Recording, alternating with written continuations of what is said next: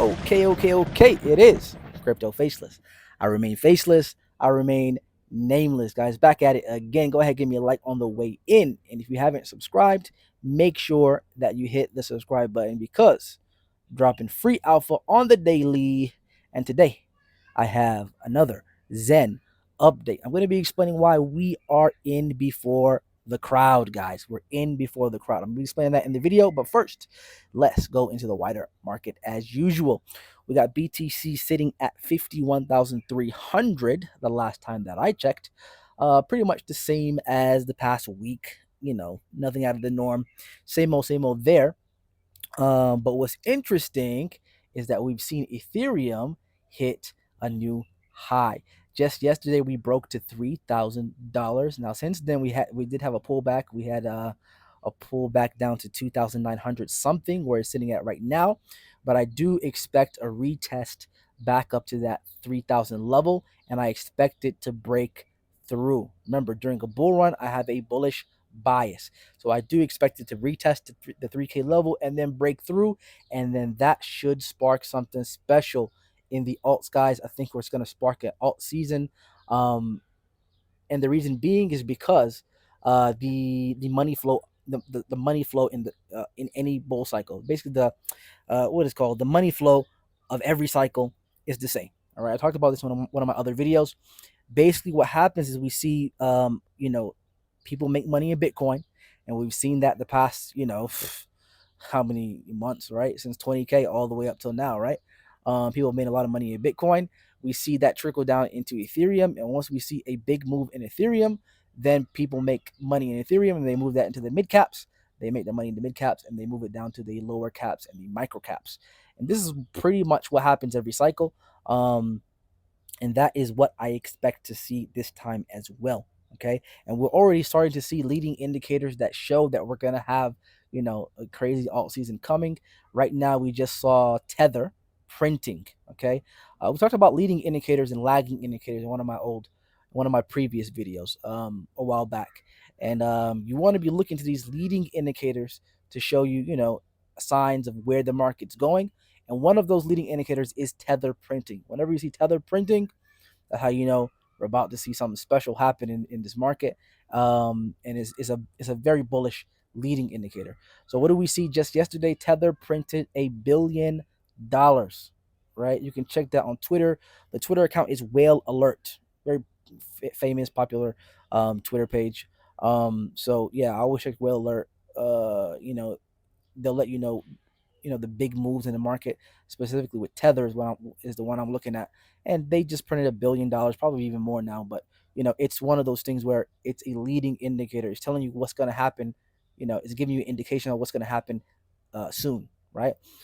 Yeah. Anyway, let's get into the wider. No, we just did the wider market. Let's get into Zen. All right, let's get into Zen. So Zen is interesting. I want to explain why you are in Zen early, right? You may think, oh, everybody knows about Zen by now. We're not really that early. It's been out for a year. It's over a year now. It's not really early. No, you're in early. You're in early. I was reading a comment on Twitter. Somebody had posted a video about Zen, and I was reading through the comment section, and someone posted a comment. He said, I left Zen a long time ago because the ecosystem became overly complicated to the point that I could see onboarding new people would be way too hard, right? So this person is basically saying, I'm not a Zenian anymore. I left. It got too complicating. I talked about this before, right? We talked about this before. Jack, he went on his, building phase, building all these different coins, all these different concepts, put his head down. He wasn't speaking about, the long-term plan for all of these different coins. And a lot of people capitulated during this time period, right? And this guy is one of them. But just reading through his comment, it just goes to show exactly why people don't actually make money in this market.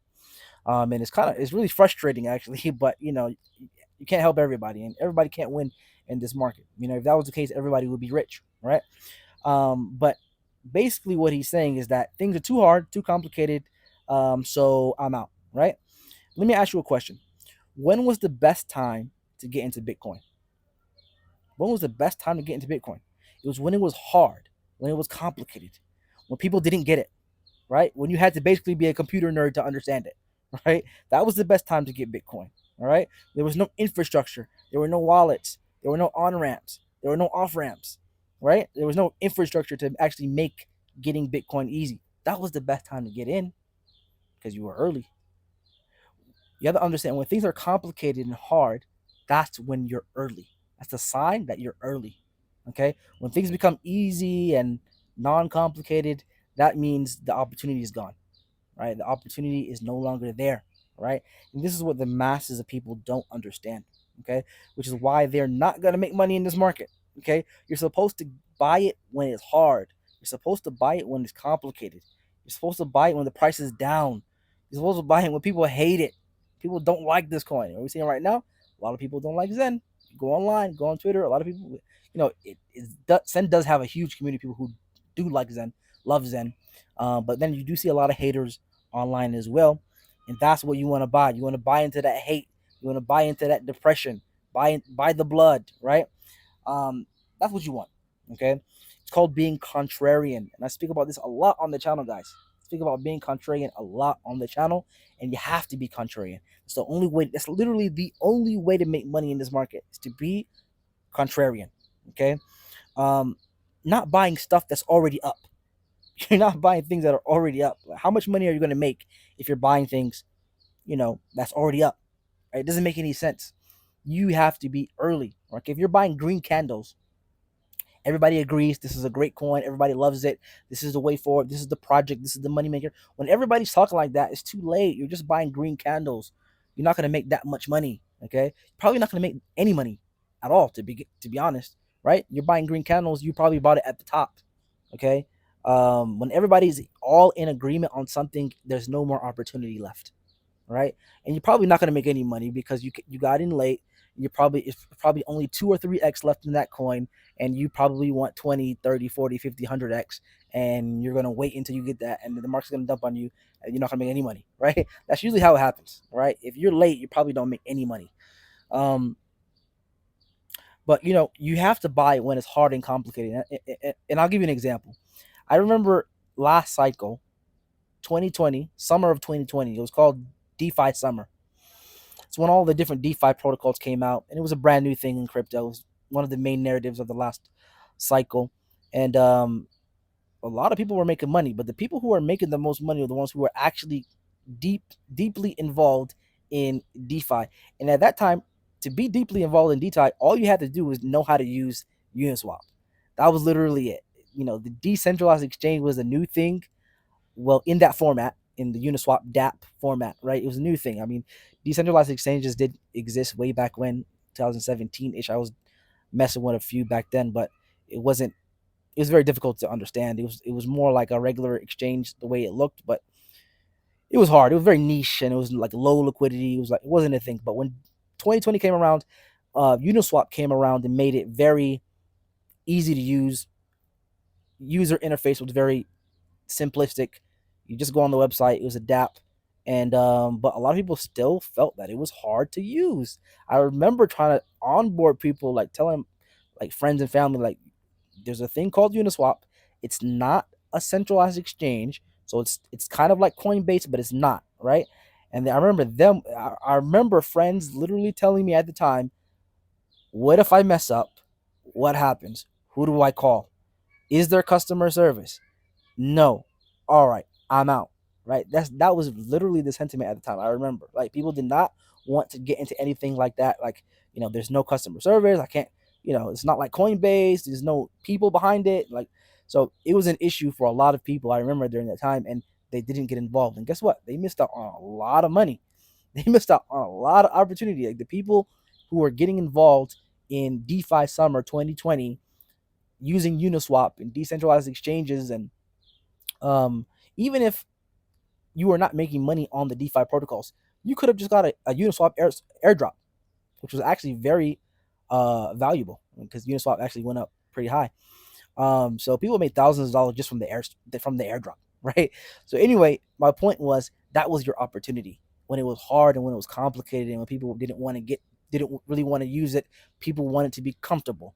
They wanted to use Coinbase, centralized exchanges, right? So that's the thing. not much opportunity there when it's easy. All right. When everybody agrees, right? This is the main reason why 99%, 99.99999% of people don't make money in the crypto market, is for this reason. You're waiting for something to be easy. You're waiting for it to not be complicated. You're waiting for everybody to love it. Well, guess what?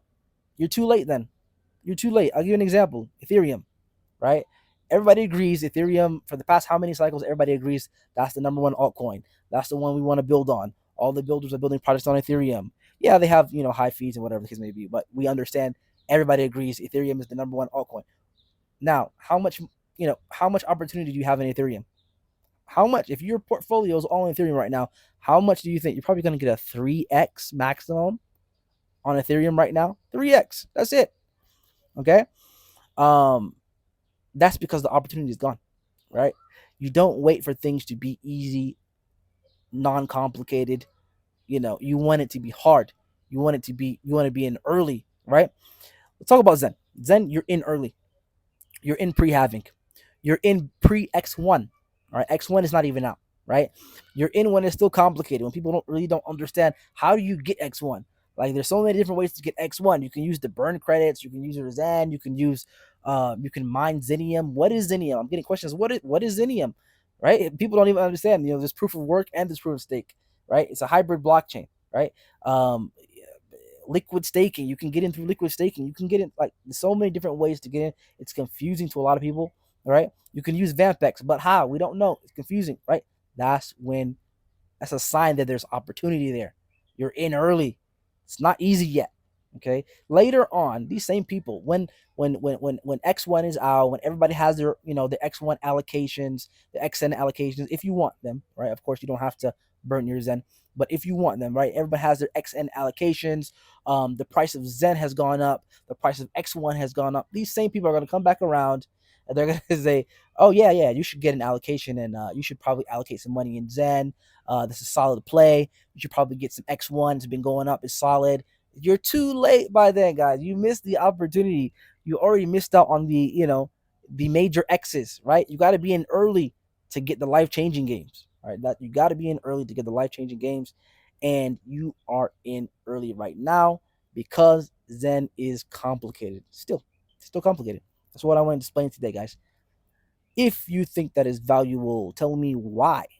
Leave a comment, like the video, subscribe if you're not subscribed. Anyway, it is Crypto Faceless. I remain faceless. I remain nameless, guys. I'm out. Take care.